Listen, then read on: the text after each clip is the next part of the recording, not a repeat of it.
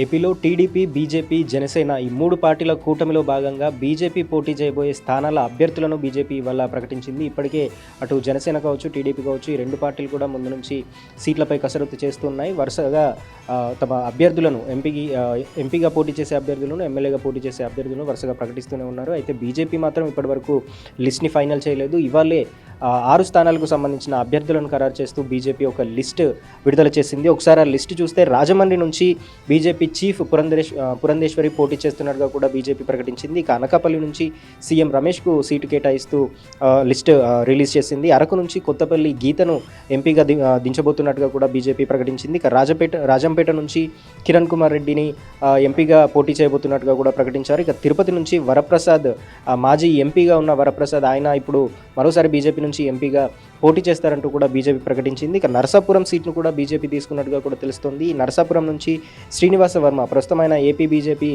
రాష్ట్ర కార్యదర్శిగా ఉన్నారు. ఆయనే ఈసారి ఎన్నికల్లో నరసాపురం నుంచి బీజేపీ తరఫున పోటీ చేస్తారని బీజేపీ ప్రకటించింది. అయితే నరసాపురం నుంచి రఘురామకృష్ణరాజు ఎంపీగా ఉన్నారు. ఈ ఎన్నికల్లో కూడా తాను నరసాపురం నుంచే పోటీ చేస్తాను, కాకపోతే ఏ పార్టీ నుంచి పోటీ చేస్తానో తెలియదంటూ ముందు నుంచి రఘురామ చెప్తూనే ఉన్నారు. అటు వైసీపీకి చాలా కాలంగా వ్యతిరేకంగా ఉన్న రఘురామ ఈసారి అయితే టీడీపీ నుంచి లేదంటే జనసేన నుంచి పోటీ చేస్తారని అంతా అనుకున్నారు. అయితే 3 పార్టీలు కలిసిన నేపథ్యంలో ఏదో ఒక పార్టీ నుంచి నరసాపురం టికెట్ ఆయనకే ఇస్తారని అంతా అనుకున్నప్పటికీ ఈ సీటు మాత్రం బీజేపీ ఫైనల్గా తన ఖాతాలో వేసుకుంది. ఇక్కడ నుంచి శ్రీనివాస వర్మను బరిలోకి దింపుతామంటూ కూడా బీజేపీ ప్రకటించింది. ఇక కిరణ్ కుమార్ రెడ్డి కూడా రీసెంట్గానే బీజేపీలో జాయిన్ అయ్యారు. ఆయన కాంగ్రెస్ హయాంలో రాజకీయాల్లో కీలకంగా వ్యవహరించారు. అయితే ఏపీ తెలంగాణ 2 విడిపోయిన తర్వాత రాజకీయంగా కిరణ్ కుమార్ రెడ్డి చాలా వెనకబడ్డారు.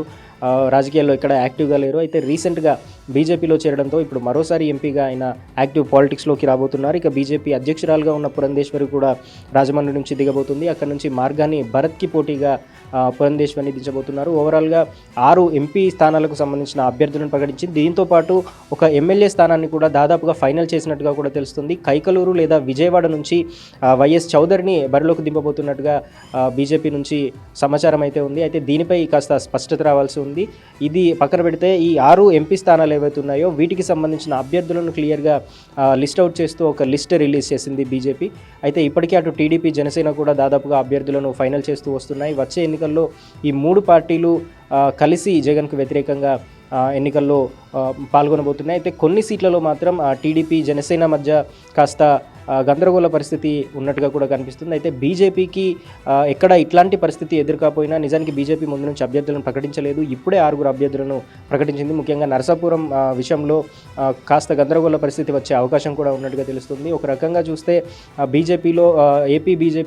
ఏపీలో బీజేపీకి తక్కువ ఓట్ బ్యాంక్ ఉన్నప్పటికీ ఇన్ని సీట్లు కేటాయించడం కూడా అటు అధికార పక్ష నేతలు దానిపై విమర్శలు కూడా చేస్తున్నారు. ఓవరాల్గా ఇప్పుడైతే దాదాపుగా అన్ని ప్రాంతాల్లో దాదాపుగా సీట్ల సర్దుబాటు అయితే ఒక కొలికి వచ్చినట్టుగా కూడా తెలుస్తుంది. ఇప్పుడు బీజేపీ కూడా తన లిస్ట్ని ఫైనల్ చేయడంతో ఇక కొన్ని స్థానాల్లో మాత్రమే క్యాండిడేట్ని ఫైనల్ చేయాల్సి ఉంది. ఇవన్నీ ఫైనల్ చేసిన తర్వాత ఈ 3 పార్టీలు ఉమ్మడిగా తమ కూటమికి సంబంధించిన మేనిఫెస్టోను కూడా విడుదల చేసే అవకాశం ఉన్నట్టుగా కూడా తెలుస్తుంది.